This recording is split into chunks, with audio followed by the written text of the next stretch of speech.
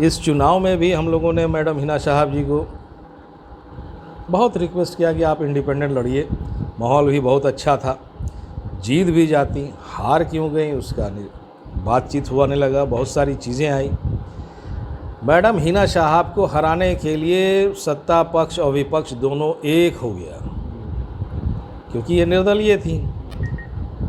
चलिए हार जीत हो गया, लेकिन आपको मैं एक बात बताता हूँ कि एनडीए के लोग कहने लगे थे कि इस बार नीतीश जी कमज़ोर कड़ी साबित होंगे।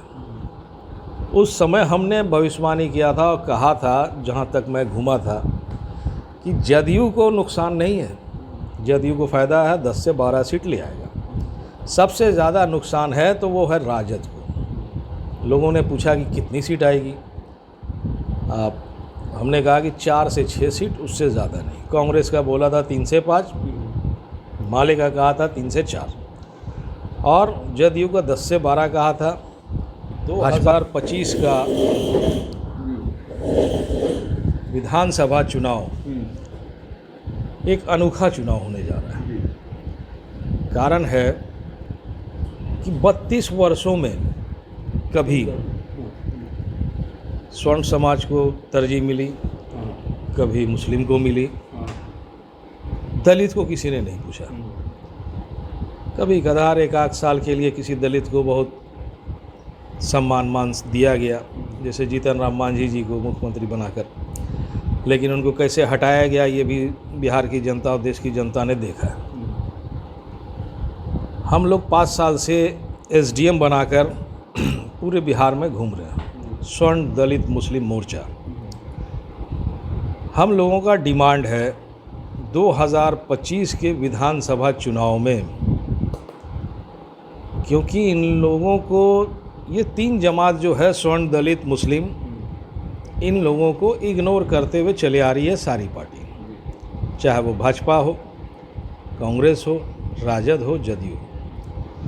तो एक सेंट्रलाइज मुद्दे पे सिर्फ अटक जाता है कि इसी समाज का वर्चस्व बना हुआ है तकरीबन 32 वर्षों से। अब रहा सवाल कि हम लोगों को ये करने की क्या ज़रूरत हुई। माय समीकरण चल रहा था, कहीं कोई बाप समीकरण चल रहा था, कहीं कोई दलित का चल रहा था। तो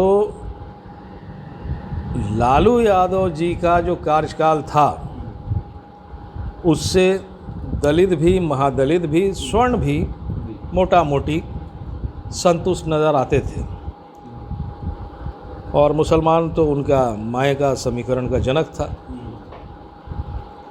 लालू जी के बाद जब बागडोर तेजस्वी प्रसाद यादव जी के पास आया, तो हम लोगों को ऐसा महसूस हुआ कि तेजस्वी यादव जी बिहार के मुसलमान, यादव, दलित से दूर रहना चाहते हैं, क्योंकि इनको बना बनाया घर का मिल गया है राजशाही। होता है, ईगो आ जाता है, घमंड आ जाता है, तो हम लोगों को लगता है कि ये घमंड में चूर है। बहुत बार समझाने की भी कोशिश की गई, किसी न किसी माध्यम से मैसेज भेजा। गोपालगंज का उपचुनाव था, कुढ़नी का उपचुनाव था, मुजफ्फरपुर का, उस समय भी बोला हमने। तो लोग कहते थे राजद वाले कि उपचुनाव जो होता है सत्ता पक्ष में होता है।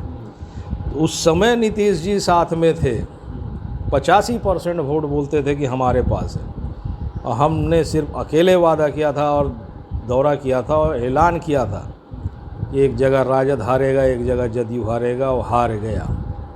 ये वोट क्यों चाह रहा है, क्यों नाराज़ है? नीतीश जी के कारण भी नाराज़ है और तेजस्वी जी के कारण भी। 25 से पहले लोकसभा का चुनाव जो हुआ, तो राजद ने जिस अंदाज से वोट लोकसभा का टिकट के लिए जो मेहनत किया, हर जात के लोगों ने मांगा, डिमांड किया, मुसलमानों को इसने एकदम बिल्कुल इग्नोर कर दिया, मात्र 2 सीट देकर।